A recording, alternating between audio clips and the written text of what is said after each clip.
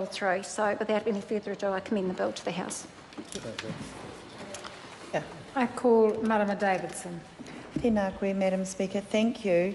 It's really special and important, actually, to be standing on behalf of the Green Party to support the Coroners' Access to Body of Dead Person Amendment Bill for so many reasons that other members have outlined, and I will absolutely start with a mihi of heartfelt thanks to former co-leader Me Tiria Tūdei of the Green Party, who brought this piece of work to the Māori Affairs Select Committee, born from personal experience. And what I will say is that across the Select Committee, and this was again typical of the Māori Affairs Select Committee, this was a very collaborative, very united piece of work and approach, partly because across the Select Committee, Māori Affairs Select Committee members, we had each knowledge, either personal experience of or knowledge of a person close to us who had experienced or undergone some challenges and difficulties when wanting to maintain some control and feeling of control of the dead person, of the tūpāpaku, at such a grief-stricken time. And we were all able to relate personally in some way to the very problem at the core of what this piece of legislation is trying to address. And that's what drove this inquiry to be such a unified and cohesive inquiry across the Select Committee, because we all saw the heart issue at the core of what we were trying to address. So absolute appreciation, profoundly grateful to Me Tiria Tūdei, but I did want to acknowledge Nuk Korako, the chair of that Māori Affairs Select Committee, in the way that we took that process through. As you can imagine, asking for people to come and talk to a formal room and a bunch of mostly strangers in the MPs about one of the most incredibly personal experiences that a human could ever go through, and pouring their experience out to a very formal room, to a room of MPs, is a really generous thing to ask them to do.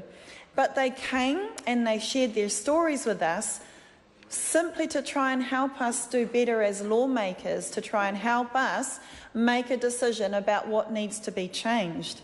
And some of these stories were harrowing, Madam Chair, and I want to particularly acknowledge I did some travel to Parihaka actually to listen to their marae and the whānau at Parihaka about their stories of engaging with agencies around accessing tūpāpaku. And one of the particular stories was about the loss of a baby. And that is probably the most harrowing event that a human could ever go through. And it was that particular story of the difficulties that a grieving mother in a state of emotion that I personally cannot imagine or do justice to with words, and how a baby was ripped from her arms after passing away. And so there needed to be an understanding that this is such an important issue for us. We have the opportunity as lawmakers to address this. And actually I want to acknowledge those coroners, and most times there is an incredible effort to try and cater to the needs of families and whānau. And I want to acknowledge the efforts that coroners and various other agencies make when it comes to accessing their bodies of the bodies of the dead person, of the loved one. And they are being innovative and going out of their way. And recently, for example, we lost our community leader in Manurewa, Damon Heke, and I understand that some incredible consideration was made to allow the whānau to stay with him when ordinarily that wouldn't happen. I mean, things like family being able to stay at the agency, things like family being able to travel with and stay with that tūpāpaku for as much as is practicably possible. And I did think, and if Madam Chair would allow me somewhat, I did think there was a story, a memory that came back to me tonight with this bill that I wouldn't mind just putting on the floor of the House to indicate again the importance of feeling like you are in control of the process when your loved one has passed on, and that you can be near. Because when my cousin passed away many years ago, he drowned in Lake Pupuke, and we didn't find him for a night. He was diving, and he was on the bottom of the lake, and we stayed on the lake, slept under the stars and stayed on the lake until he could be found, because such was the importance to remain as close as we possibly could to the tūpāpaku, as much as was practicably possible. And that's a night that I will never ever forget, and the privilege of sleeping on the side of the lake, taking care of staying close. And so, to get back to the bill, this is where this amendment bill has come from. And so what it actually is doing, because I too did want to pick up on the fact that in the actual legislation it is very clear. So it's amending section 26, which provides a list of matters that a coroner must take into account when determining whether to authorise a person to view, touch or remain with or near a body, and whether to impose any conditions.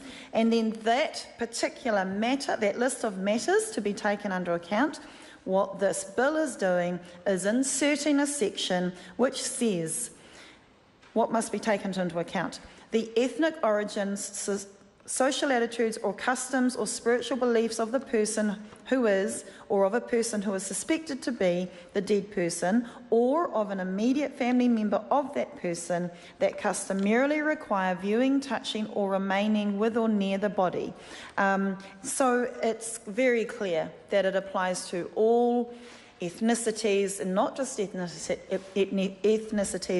It actually requires coroners to take into account social attitudes or customs, and that will apply to any person no matter what your background or customs or practices are. So this is not just a bill of compassion and humanity, but it's also incredibly inclusive, and I'm really proud that this House is putting this through tonight for its first reading. So I think I've covered a lot of what I wanted to cover. I wanted to note that under this legislation, it appears, my understanding is that the Minister of Justice will also consider whether a code of best practice balances cultural considerations with the public interest in finding the cause of death. And I think if we and I just do have to mention, because it is relevant to this legislation, and why this legislation is good, is because there is discrepancy in the ethnicity of which deaths are referred to coroners, and Kurako and will remember that that did come up before us, and particularly in the death of babies. And so if that is the case, then we need to make sure, and you know, looking at the systemic biases in the agency practice is a whole other thing, but if the case is that certain ethnicities, in this case it is Māori, are going to be referred more than other ethnicities to coroners, then we need to make sure that the tikanga and cultural considerations are a requirement rather than just a discretionary choice of coroners, and the other stuff will have to be addressed as well. So, Madam Speaker, I want to finish by saying this is just one part of one of the recommendations that came through the inquiry into the management of tūpāpaku. Oh, by the way, I just want to commend all the members across the House. Tūpāpaku is probably one of the most difficult te reo words that you could ever have. I think it is there, Chris. But I think that everyone has been making a good effort, and it is hard. Tūpāpaku, and the inquiry, this was one of the recommendations, but in my view, possibly one of the more important ones. So it is a good opportunity that we are putting this through the House tonight. Thank you, Madam Speaker. I call Erica Stanford. Thank you, Madam Speaker. I rise tonight to speak to the Coroner's Access to Body of Dead Person Amendment Bill at the first reading.